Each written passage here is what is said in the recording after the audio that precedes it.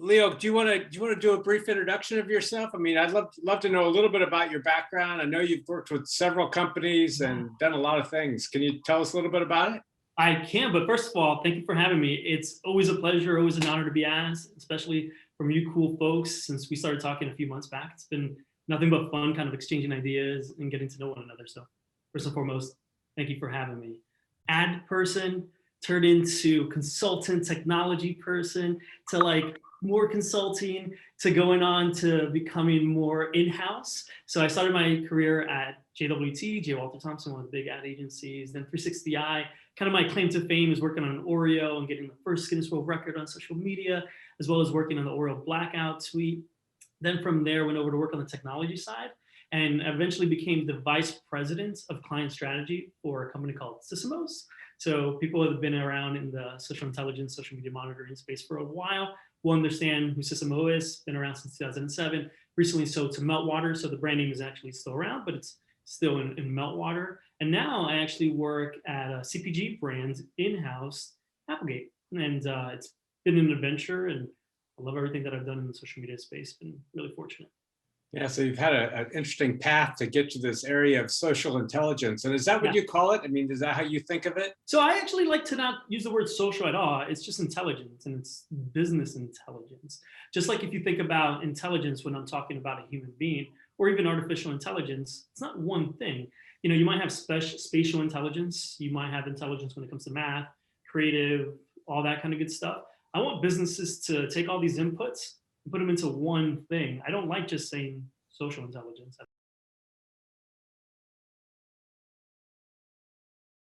I look and I aim to prove my hypothesis. So when I'm talking to clients, bosses, whoever is like, I have this hypothesis, let me try it out. And it's always tied to money. And that doesn't necessarily be making money, it can be saving money. We have a focus group. How much do you spend on that focus group? Oh, this amount? You know, if we have this tool and we use it in this way, I'd be able to save you 20%. Then everyone's like, well, I like saving 20%. I don't know what this intelligence business thing is, but I like saving 20%. I could create materials that I could give to the salespeople that they could use to sell more product when they're talking to customers. I love that. And if I get them excited doing that, I'm like, oh, by the way, we use this tool, you know, they call it social media listening intelligence. Like, all right, cool, I don't care. Sell more product. By focusing on the money and the end result and the why, not the how, no one cares about the how. Right. If I focus on that, I will win. If I start talking about like, well, you know, the way it works is that you could go ahead and search through the internet and anything that's public and not public is going to be able to, I've lost them. And so you've been successful getting that kind of buy-in across the organization by focusing on the sort of key business indicators or key performance indicators that matter to them. You got it. From a business perspective, not from even a marketing perspective, or less even so a social media perspective.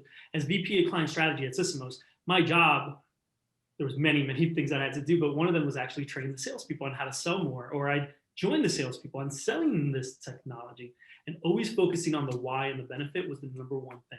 As soon as you got into a conversation about, you know, searching public areas, then all of a sudden someone starts, well, Facebook profiles aren't public. Can you search that? Well, you know, really search. Like, then everyone's like, well, is this really as good as you're talking about? Is this really going to benefit? Well, you know, we could do Twitter, but when you part of Twitter and then like extrapolate, like, you've lost. You've lost. Don't ever get in that kind of conversation.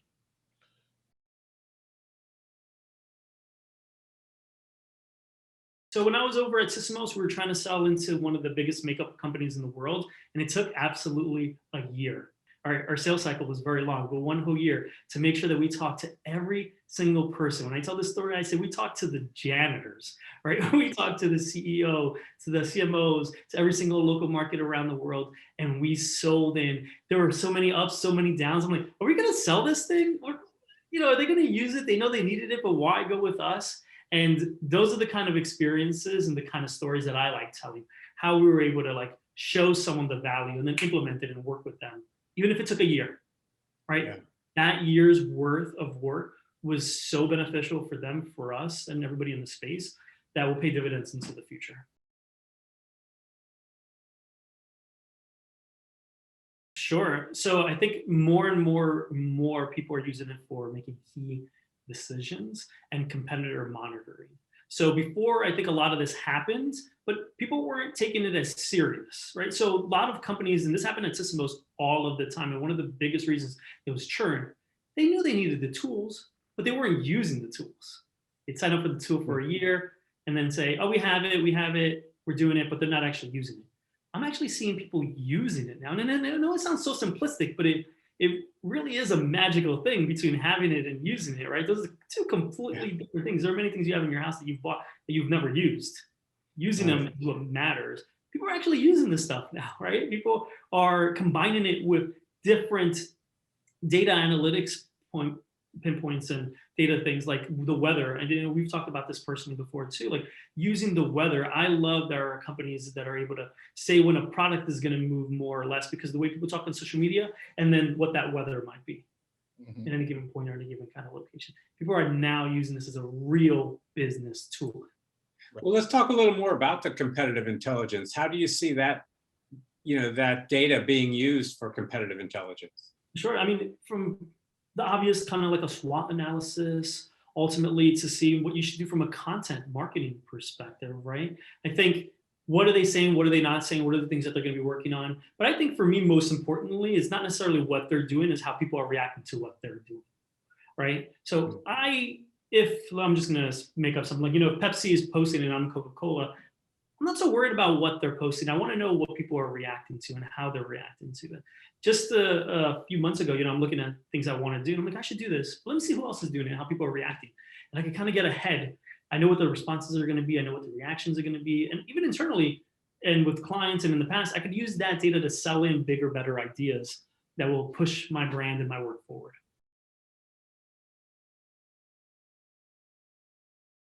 When it comes to recommending a tool, to me, it's never what's the right tool. I got to ask you a bunch of questions. Hey, what kind of car should you get? Do you like off-roading? Do you like going to the beach? Are you going to be in the snow? Then maybe you should get a Subaru. If you like all this other stuff, maybe you should get a Corvette. Tools are the same. I can't point blank tell you this is the best and this is what you need to use. It's all bespoke. It's all respective on what you need. You spoke of the ROI and making sure you tie back that benefit to dollars and cents to an organization. Sure. For someone that's trying to get buy-in or get someone to kind of take the step forward to do a social intelligence project or whatnot, what would you recommend the best way to make that tie in from the social data side, the intelligence side to that ROI? Because sometimes it's not always clear. Sometimes it's not always, hey, you get purchase intent, data, and you can figure it out. Like how would someone go about drawing that connection to the dollars to the organization? You got it. So there are multiple ways. My favorite and the one that I recommend most is going the salesperson route. So one thing people don't realize in most organizations is that the salespeople are our queens, kings. They're the royalty, right? They're the ones bringing in money. The ones that pay for the lights, these computers, the development of the tools. If tools were created, no one used them and no one bought them, there'd be no tools, right? So going after the queens and the kings and working and supporting with them, that is key. If I could give a report to a salesperson that then they go, or a data point in a deck or whatever it may be, and they could go into a room and say, hey, look, take a look at this. And all of a sudden they close a deal. They are going to love it. They're going to ask for more. And then all I can say is like, look, Jennifer, who runs sales, used this report to close this business. And it was a multi-million-dollar business. Don't you need more reports?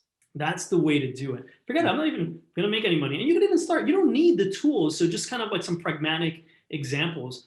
Go look at your channels, look at your competitor channels, see how your follower counting, like literally just get an Excel sheet of pen and paper and go out and maybe say, hopefully the answer is that you're more popular, right? Find some kind of thing that could show that you're the most popular, the most engaged with, or whatever it is.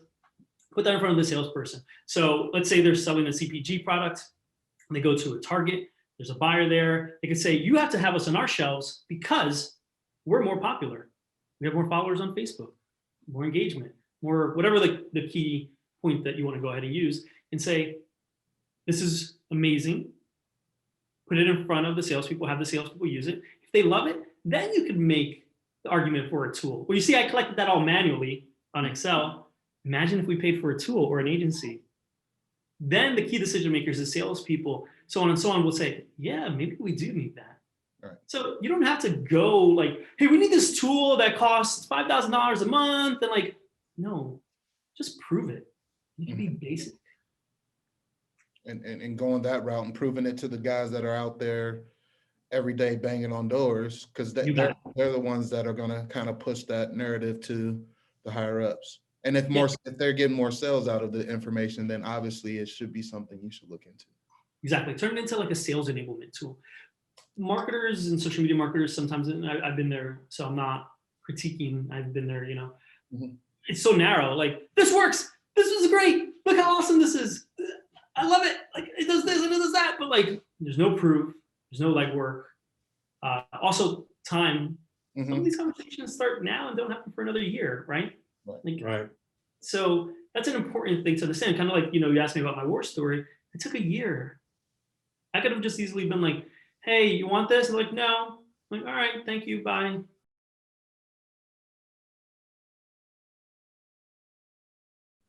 Yeah, there are two stories that come to mind that I love. So now this is going back a few years back to when I was at Sysomos. So there was one company that could actually tell when people were going to get the flu or a cold faster than government organizations, just by using social media, intelligent social media listening tools.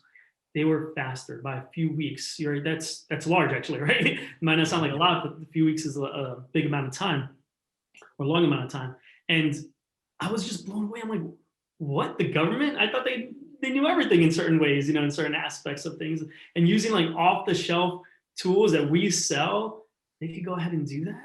The other company was looking at weather data as well as conversations happening online to decide what they should put at the front of the shelves in the stores. So they knew, I can't talk about it specifically without revealing who they are, but if the weather was bad, they knew more people were going to buy a certain kind of product. So this was a retailer, no doubt. Retailer. Yep. Yeah. So they would actually put that product in front. So what I love about this is like, that's real business, right? That is making money. That is moving the business forward. And the beautiful part is like, think about all the people have to work together, right? You have to have the person who's handling these intelligence tools talking to someone on the floor at a store. That's amazing to me. That's exciting because that's like real business. It's not marketing. It's not social media. It's like business.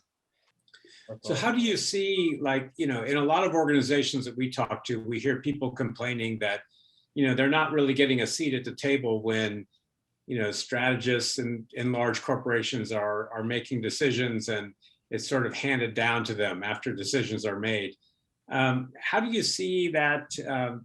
How do you see a path for those people to get in that door and get a seat at the table? Sure. Be trusted advisors, be evangelists. Take the tactics that I mentioned throughout this call and put in the work. Think about it even from like a cognitive therapy kind of thing, right? If you start thinking that this is your fault in a way, or like your way in your area to control, then you have power, right? So they don't understand it. I can't put my finger and say they don't understand it. I should think they don't understand it because I didn't explain it correctly. They don't understand it because I didn't put in the time to show them. Mm-hmm. If I start thinking about it, and these people that you're talking about start thinking about it from themselves in a position of power and also time, they didn't understand it today. But you know what? I'm going to come back 2-3 weeks from now with more data, more examples, more case studies, and show it to them. I'm going to get a demo of a tool, and I'm going to get some sample analytics, and I'm going to present it to them. Yeah. I'm going to start working with the salespeople, and then eventually I'll get to the other bosses. Put in the time and consider yourself a teacher, evangelist, trusted advisor, whatever you want to call it. You will succeed. Again, I think time is an important thing because lots of times when people come to me, I have office hours and people ask me questions and they go, I've tried. I'm like, how long have you tried? I'm like, well, I had a meeting and I sent an email. You didn't try. Talk to me like 5 months from now after you put together a presentation, met with people like you folks, got data, had other people present for them. That's trying. Leo, thank you very much. It's been a pleasure talking with you and hearing your stories and getting your insight about how businesses can better use social intelligence and how we in this business need to help sell in across organizations. It's been terrific. Thank you. It's been an honor. I really appreciate you. Thank you.